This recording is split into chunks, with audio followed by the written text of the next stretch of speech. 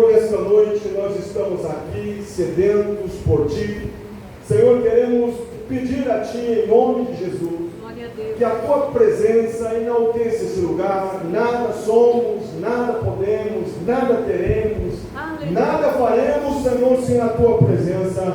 A igreja, Senhor, não é obra de homem, é obra de Deus. A igreja quem comanda é o Senhor, a igreja quem protege é o Senhor, o dono da igreja é o Senhor. E a Tua presença, Pai, tem que ser real no nosso meio, para que o pão não falte na casa do pão. Não adianta ser uma padaria se o pão não estar nela. Eu te peço, Senhor, que a Tua presença sacuda as nossas vidas, movimente a nossa alma e enche o nosso espírito, Senhor, de tal maneira que possamos sair daqui impactados com o poder da Tua presença. Adoramos a Ti e Te bendizemos em o nome do Senhor Jesus.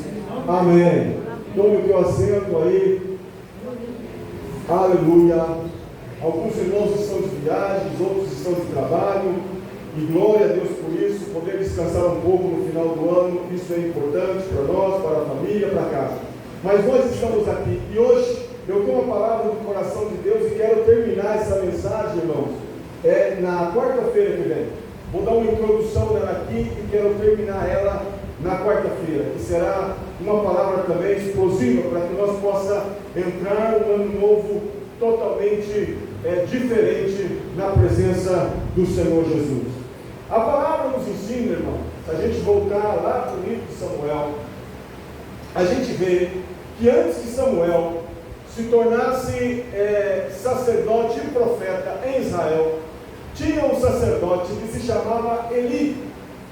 E tem algumas observações que é interessante, diz a palavra, que antes que a lâmpada do Senhor se apagasse no templo, Deus chama a Samuel. E diz a palavra que Eli já era um homem velho, de 90 e poucos anos, já não enxergava bem, e era muito obeso, estava muito sobrepeso.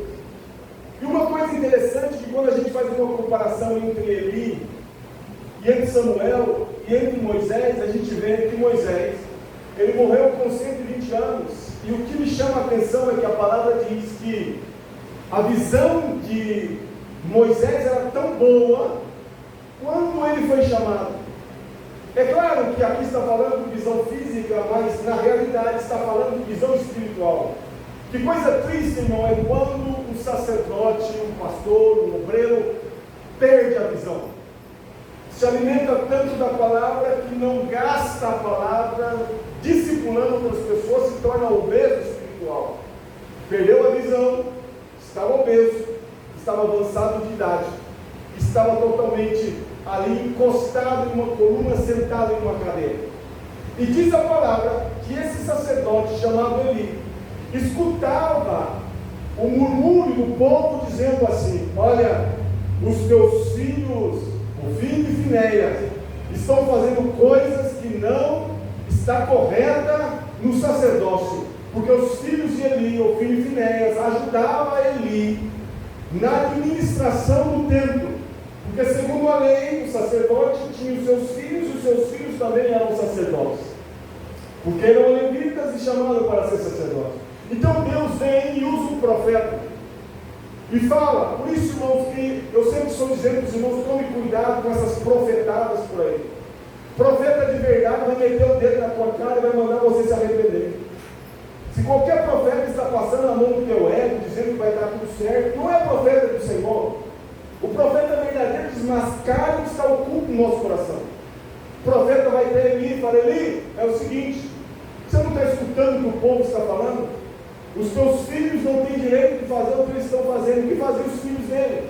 Segundo a ordem de Deus ao sacerdote, era o seguinte: olha, quando a carne estiver na panela sendo cozida, o sacerdote não podia pegar a carne crua, não podia também escolher o pedaço. Quando a carne estiver na panela sendo cozida, pega um tridente, enfia na panela, e o pedaço de carne que sair é para você.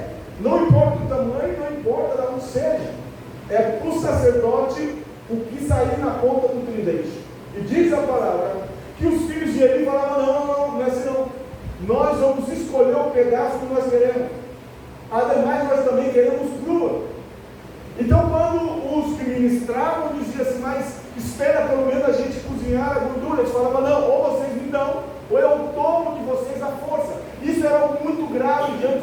do Senhor, porque estava desobedecendo e se rebelando contra uma ordem divina.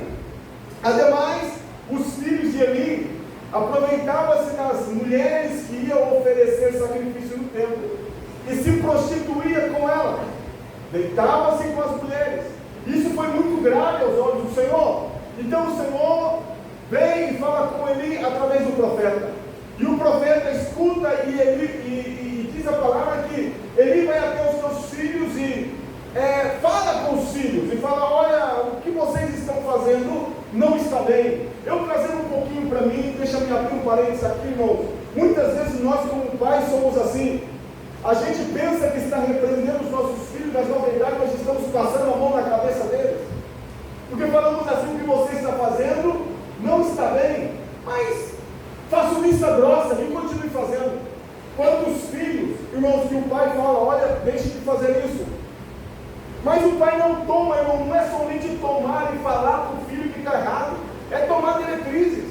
Se tem que tomar o celular, toma o celular. Se tem que cortar o Wi-Fi da casa, corta o Wi-Fi da casa. Se tem que tomar uma medida drástica, tem que tomar, porque muitas vezes nós começamos a honrar os nossos filhos, desonrar a Deus. Começamos a permitir músicas mundanas dentro da nossa casa, começamos a permitir filmes de terror, de violência dentro da nossa casa, e fazemos vista grossa. Não, já falei com ele 2, 3 vezes, e não acontece absolutamente nada. E tem mãe que não fala com o pai para que o pai não vá repreender, porque tem dó do filho, e tem pai que não fala para a mãe, e fica deixando que a tua casa seja contaminada. Olha aqui para mim, queridos irmãos, quem está me entendendo nessa noite aqui? Esse lugar é tão santo, esse altar aqui é tão santo, muitas vezes a gente mistificava o altar é um lugar santo. Não, irmão, aqui na igreja não tem lugar mais santo que o outro. Quando você pisa naquele portão para dentro, aquele lugar já é santo. Inclusive o Senhor fala: guarda o teu pé quando entrares na casa do Senhor. Não é só o altar que é santo, é todo santo. E não é só aqui que é santo, a tua casa também é santo. Por quê? Porque você é templo do Espírito Santo, e você é aquele que é portador do Espírito Santo. E nós começamos a honrar porque falamos até isso está errado, mas não tomamos diretrizes, não tomamos nossos filhos, colocamos disciplina neles. Quando você estiver debaixo do meu pé, tem que obedecer minha regra e acabou. Fica escutando esses psicólogos da vida. Não pode castigar o filho, não pode repreender o filho, não pode sim. O Senhor fala: corrija o teu filho. Inclusive o Senhor fala assim: o filho que é amado pelo pai é disciplinado com vara. Não estou dizendo que você tem que espancar o seu filho, estou dizendo de repreensão. Estou falando que tem que colocar de castigo, tirar o que ele mais gosta. Não, vai ficar um mês e acabou, não tem conversa. Por quê? Porque nós começamos a honrar mais os nossos filhos. Isso passava com Eli. Ele começou a honrar mais os seus filhos, e o próprio Deus fala para ele: Eli, você tem honrado mais os seus filhos que a mim. Mas eu repreendi. Não é repreender, é tomar decisões, colocar em disciplina. Filho tem que saber que ele não é maior que o pai dentro da casa dele. Tem filho que o pai fala e o filho quer gritar mais forte que o pai. E o pai fica quieto porque a mãe acha ruim, porque o pai reclama. Você tem que entender o seguinte: que o filho que não honra o pai está debaixo de maldição. Filho que não respeita a autoridade do pai e da mãe está debaixo de maldição. Você tem que entender isso. Não vai dar certo o teu casamento, não vai dar certo você no teu trabalho, não vai funcionar. Porque o primeiro mandamento com promessa é: honra o teu pai e a tua mãe, para que vás bem naquilo que você venha fazer debaixo dessa terra. Quantos estão me entendendo aqui, irmão? Amém. Não é eu que estou falando, é o Senhor que está falando. E nós muitas vezes, aí Deus vem e fala: Eli, você tem honrado mais os teus filhos que a mim. Portanto, Eli, você não será mais sacerdote, os seus filhos morrerão. E sabe uma coisa? Se alguém da tua família sobrar, vai mendigar um pão para Samuel. Que castigo terrível. E sabe o que faz Eli? Escute. Depois Deus vem, chama Samuel, e Samuel não entendia ainda a voz do Senhor. E o próprio Eli, depois de 3 vezes, fala assim: é Deus que está te chamando. Fala assim: fala, Senhor, que o teu servo ouve. Mas Samuel Eli fala para Samuel: Samuel, tudo o que o Senhor falar para você, não me esconda nada. Ou seja, Deus já não estava mais falando com o sacerdote. Eu fiquei pensando: Senhor, não me deixe. Eu nunca quero parar de escutar a tua voz. Eu nunca, jamais quero perder a sensibilidade de escutar a voz do Senhor. Então Samuel tem um encontro com Deus à noite, e Deus fala para Samuel a mesma coisa que tinha falado através do profeta. Então de manhã ele chega até Samuel e fala: Samuel, o que Deus, não me esconda nada do que Deus falou para ti, Samuel. Então Samuel fala assim: olha, Deus falou isso. E sabe qual foi a resposta de Eli? Isso me assombra. Ele fala assim: que o Senhor faça o que Ele queira. Meu Deus do céu! Se Deus chega para mim e fala assim: vou despir os teus filhos, você vai ser totalmente banido do sacerdócio, acabou para você, para ti não tem mais solução. O que eu faria, irmão? Cair de joelho, jejuar 40 dias, reclamar e falar: Senhor, tenha misericórdia, tenha misericórdia dos meus filhos, da minha família. Ele não, que Deus faça o que queira. Seria um momento que estava tão sem visão, quem sabe estava numa depressão terrível, já estava desanimado, irmão, porque cuidar de gente não é fácil. Estava fazendo uma pesquisa e descobri que 60% dos pastores estão abandonando o pastorado. E isso é tão real, porque dentro do nosso próprio campo está acontecendo isso. Nós temos 98 igrejas dentro de São José dos Campos e mais 70 fora, 78 igrejas fora no interior. E quando precisa fazer uma mudança dentro do ministério, irmão, tem que fazer um quebra-cabeça, colocar um pastor de lá para cá, outro aqui para lá, porque temos 800 pastores consagrados.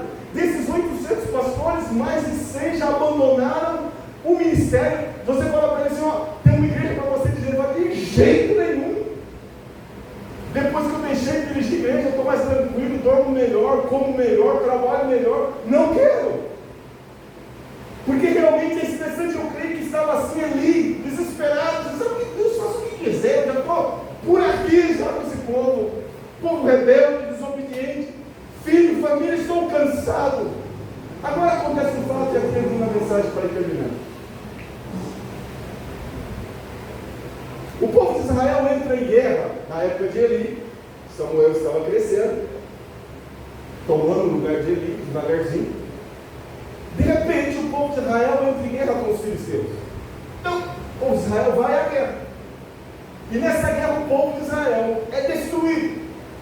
Perde ali com umas 4.000 pessoas, morrem 4.000 soldados, 4.000 guerreiros. Eles voltam desesperados e dizem: o que aconteceu? Por que nós estamos perdendo batalha? Porque muitas vezes a gente tem que fazer uma autoanálise, irmão, e ver por que nós estamos perdendo batalha. Por que estamos perdendo batalha? Por que está acontecendo isso comigo? Por que as coisas não estão fluindo? Passa ano tras ano, a gente continua no mesmo buraco. Passa ano tras ano, parece que a gente está num carro velho, dentro de um atoleiro, sempre lidando com os mesmos problemas, não conseguimos avançar. Estamos ali.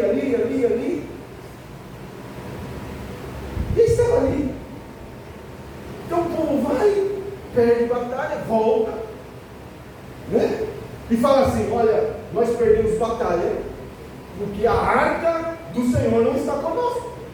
E a arca, irmão, para o povo de Israel, era um símbolo da presença do Senhor.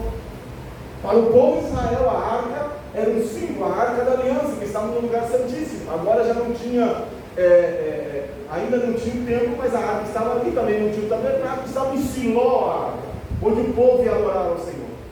Então eles falam assim: nós perdemos a batalha porque a arca da aliança não estava conosco, porque a ordem de Deus era o seguinte: sempre que vocês forem à batalha, a arca da aliança, que simboliza a minha presença, aquela chaminha azul que estava entre os dois querubins, era a Shekinah de Deus. A palavra Shekinah quer dizer presença, e a palavra Kabod quer dizer glória.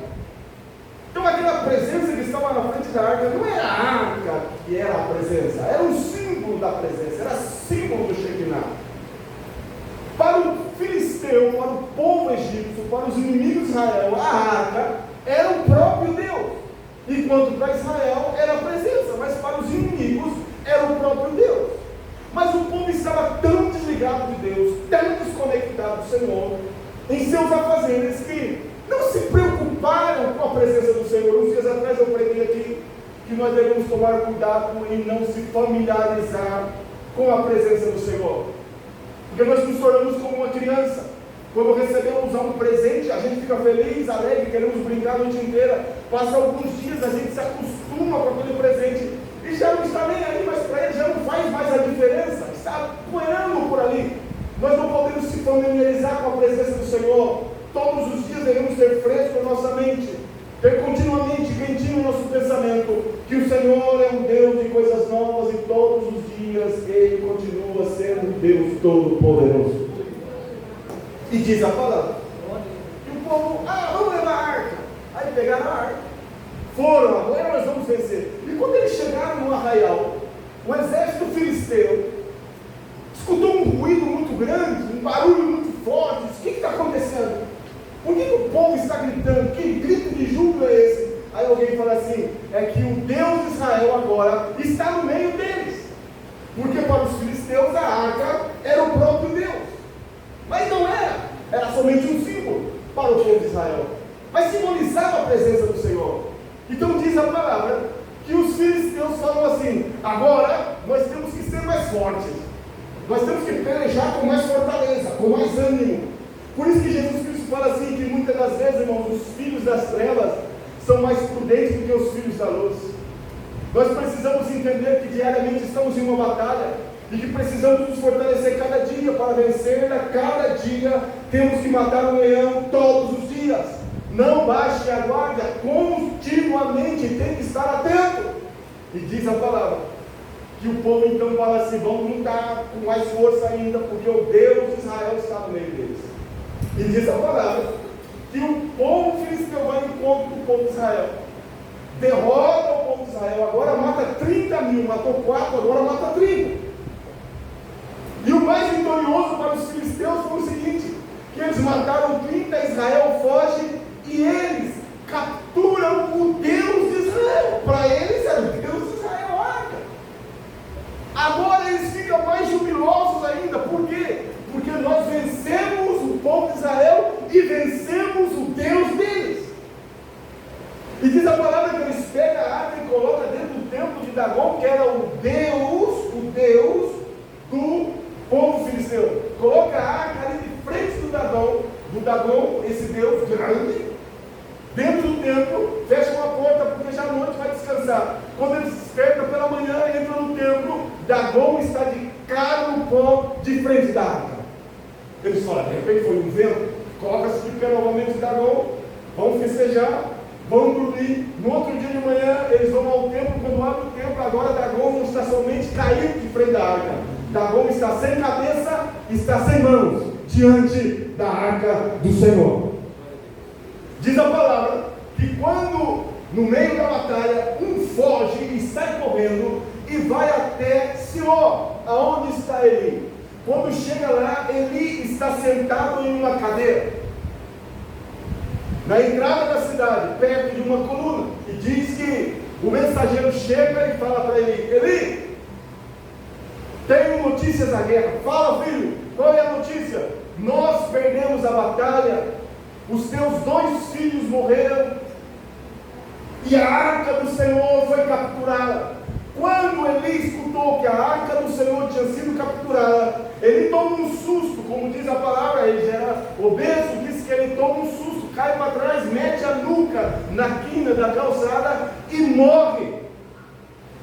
Automaticamente a mulher de Finéias está grávida para dar luz, e diz que quando o mensageiro chega até ela, ela está ali e fala para ela, o teu esposo foi morto e a arca do Senhor foi capturada pelos filisteus. Ela tem um surto e diz que o menino nasce no meio daquele surto, daquela dor. Ela morre, e antes que ela morra, alguém diz assim, as parteiras falam, olha, nasceu um varão, mas ela não se importou. Qual vai ser o nome do varão? E ela fala assim, o nome dele vai ser Icabod. E o que significa Icabod? Esse menino, irmão, se tornou um ícone de Israel. Eu acredito que a vida inteira dele foi essa, porque a palavra Icabod significa glória, mas a palavra Icabod significa se foi a glória. E que triste, irmão, quando a glória de Deus se vai de algum lugar.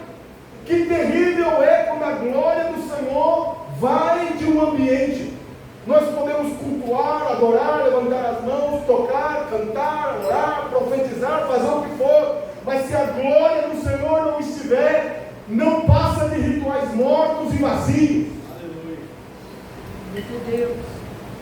Então o que acontece? Nesse intermédio, Samuel cresce, se torna um grande profeta, respeitado em todo Israel, um homem de Deus. O povo pede um rei. Então Deus fala assim: olha, Samuel, não fique triste, dá um rei para eles. Então Samuel encontra a Saul, um homem alto, bonito, do ombro para cima, do ombro dele para baixo era o povo de Israel, do ombro para cima somente tinha Saul, um homem alto, forte, cara de guerreiro, cara de rei, era tudo que eles queriam, mas a aparência nunca impressionou Deus, irmão. A altura, a sabedoria, conhecimento nunca impressionou o Senhor. O que impressiona o Senhor é um coração quebrantado e humilhado, diz a palavra, que o povo escolhe. Agora o que me chama a atenção, irmão, que Saul, ele reinou 40 anos em Israel, e dentro desses 40 anos, Saul não se preocupou em buscar a presença do Senhor. Aqui eu descubro o fracasso de Saul. Saul não fracassou porque era idólatra, Saul não fracassou porque era rebelde.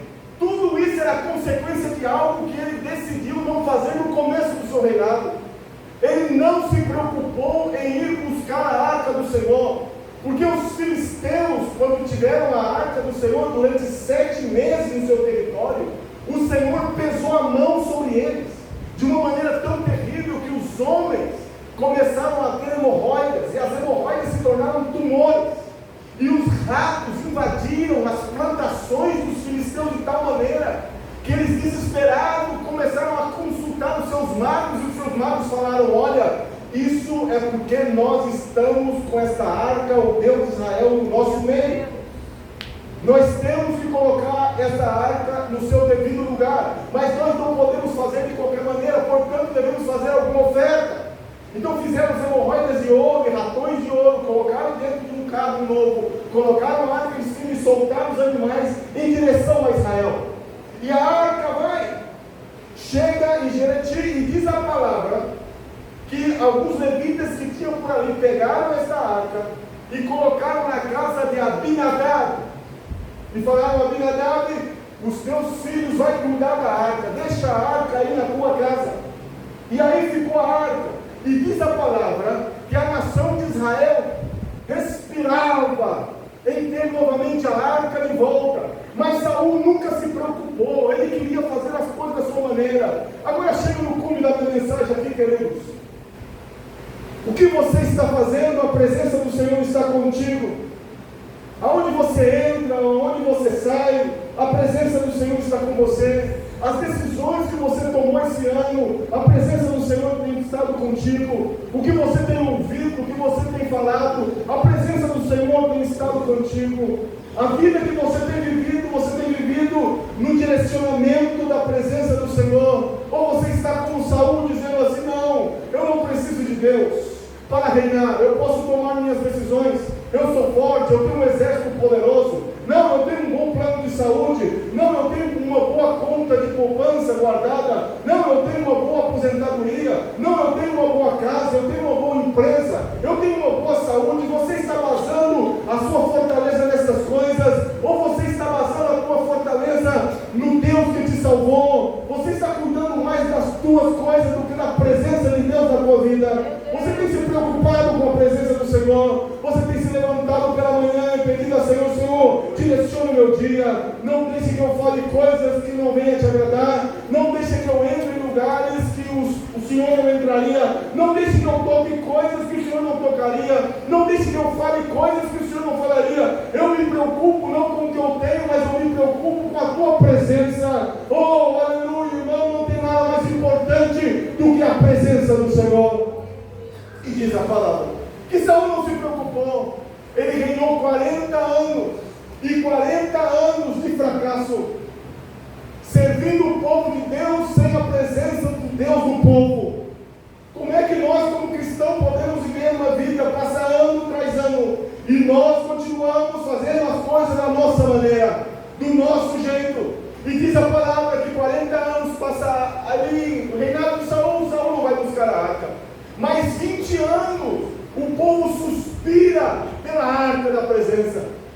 Saul morre. Então Davi é consagrado rei de Judá.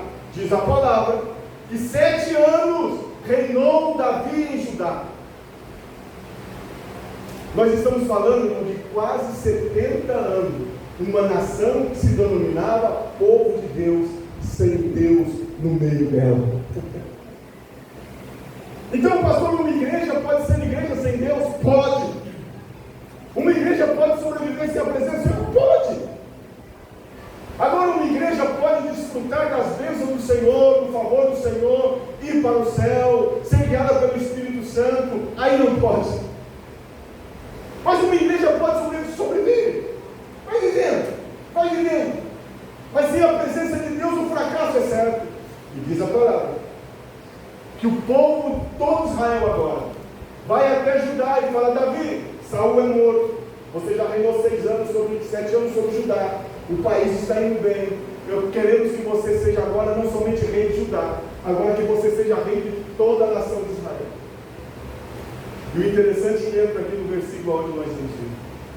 Quando Davi é consagrado rei sobre toda a nação de Israel, Davi fala assim: eu não vou reinar sobre o povo de Deus sem a presença do Senhor. Maravilha.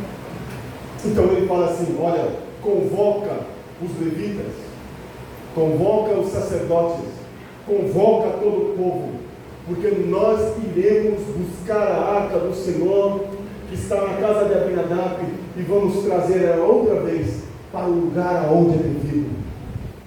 Eu não vou me atrever a reinar sem a presença do Senhor. Oh, aleluia! Irmãos, que esse ano de 2026 nós venhamos tomar a decisão: eu não vou viver essa vida minha sem a presença do Senhor. Eu não vou tomar decisões sem a presença do Senhor. Sabe por que estamos com um carro velho e um atoleiro? É porque a presença do Senhor não está conosco. Tomamos decisões erradas, entramos em portas que não temos que entrar, compramos coisas que não devemos comprar, falamos coisas que não devemos falar e depois perguntamos o que está acontecendo conosco. É simples, é porque estamos tomando decisão sem a presença do nosso Deus. A Bíblia fala que o Espírito Santo que o mundo não pode receber, mas que mora em vocês, estará em vocês, esse Espírito da verdade, que o mundo não pode receber, porque nem o vê, nem o conhece, mas ele mora em vocês, estará com vocês para sempre. O outro Consolador, quando ele vier, ele os guiará em toda a verdade. Irmão, nós temos o GPS do céu que nos guia para tomar boas decisões. Por que nós somos teimosos? Temos o GPS, mas continuamos dizendo: não, eu conheço a rota. Eu conheço a rota. Eu sei um caminho curto. Eu sei por onde eu posso entrar. E o Senhor está dizendo: o caminho curto não é o que eu quero. O caminho longo é o que eu desejo para você. Porque no meio desse processo eu vou tratar contigo. No meio da dificuldade eu vou trabalhar na tua vida. Sabe por que Deus está permitindo essa luta? Porque Ele está trabalhando em você. Ele está tirando alguma coisa. Ele está arrancando alguma coisa de nós. Deus quer que nós reinamos, mas para ser rei preciso primeiramente passar pela cova de Adulão, no lugar de lamento, de tristeza e de solidão. Nós queremos os benefícios do Cristo, mas não queremos o processo que Ele tem para cada um de nós. Precisamos entender que Deus é um Deus de processo, e no meio da prova, no meio da luta, no meio da dificuldade, Ele vai te amadurecendo, Ele vai fazendo você crescer, Ele vai tirando alguns vícios, Ele vai tirando algumas coisas, vai tirando algumas lascas. Aleluia! Estava conversando com um irmão aqui, lá no trabalho que nós fizemos com o fechamento da escola bíblica dominical. Ele falou para mim assim: olha, lá em casa eu tenho um pé de uva, e todo ano, vai chegando assim o final do ano, dá uns cachos grandes, mas para que isso aconteça, eu tenho que saber podar ele, e podar ele não é fácil.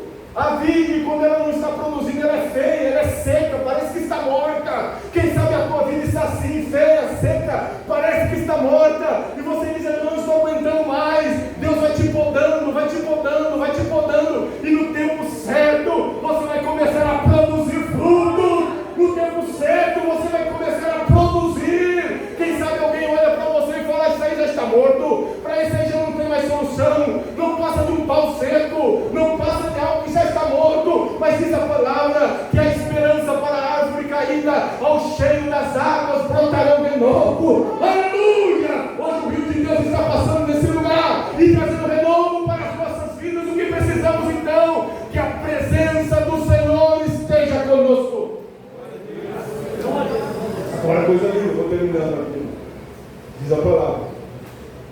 Davi vai buscar a arca. Só que Davi, ele vai buscar do seu jeito. Ele achou que era com um carro novo, bois novos. A gente pega lá na casa bem Abinadab, coloca a arca em cima e vem trazendo. Os filisteus fizeram assim, vai funcionar com a gente também. Irmão, não é do teu jeito, não é do meu jeito, é do jeito do Senhor.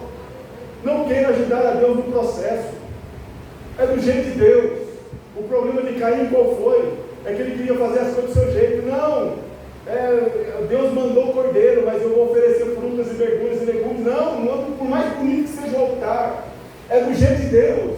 Então Davi vai buscar a arca num carro novo, com bois novos, e vem trazendo, cantando, louvando com todo o povo, e de repente Deus coloca uma pedra no meio do caminho e fala assim: eu vou acabar a festa desse Davi, vou acabar com a festinha dele. E eu vou falar para você, alguns de nós Deus vai acabar com a nossa festa. Esse ano, quem sabe, foi ano que Deus acabou com a tua festa. Mas não é para te matar, não é para morrer, não. É porque Deus tem coisa maior para a tua vida. Deus vai acabar com a nossa festa. E no meio do caminho Deus coloca uma pedra. O boi tropeça, vai caindo, a arca vai despencando. Usar um dos filhos de Abinadab, estende as mãos e coloca na arca, automaticamente afulminado. Aquela alegria, aquelas danças, aqueles gozos, maravilha, coisa linda, tocando, dançando. Davi emudece, todo o povo fica calado, a alegria se termina em morte. O que fizemos de errado? Davi olha e fala assim: eu não vou levar essa bomba para dentro da minha cidade. Se matou um, pode matar outros.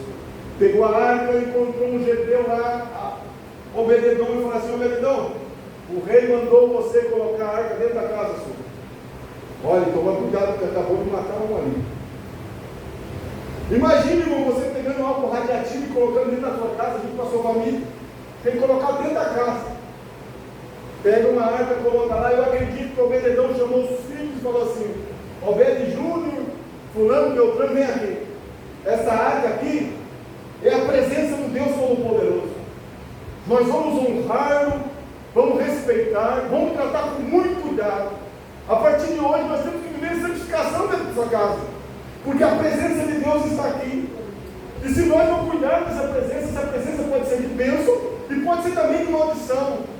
Então vamos fazer o seguinte, muita reverência. A partir de hoje, palavrota já não pode ter mais aqui dentro, músicas mundanas já não pode ter mais aqui dentro, mentiras, enganos, engodos, envídias não pode mais ter aqui dentro. Nós temos que cuidar dos nossos olhos, da nossa mente, do nosso coração. Se temos alguma coisa um contra o outro, vamos nos perdoar aqui, vamos arrumar as coisas, porque a presença do Senhor está aqui em nós.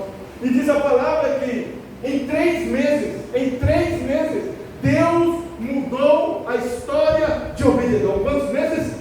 3 meses. Porque a notícia chegou até o rei e falou: rei, lembra de Obededom? Lembro. Já morreu? Não, rei. Lembra aquela casa de tapera que ele tinha? Já não tem mais uma casa de tapera. Agora está construindo a casa.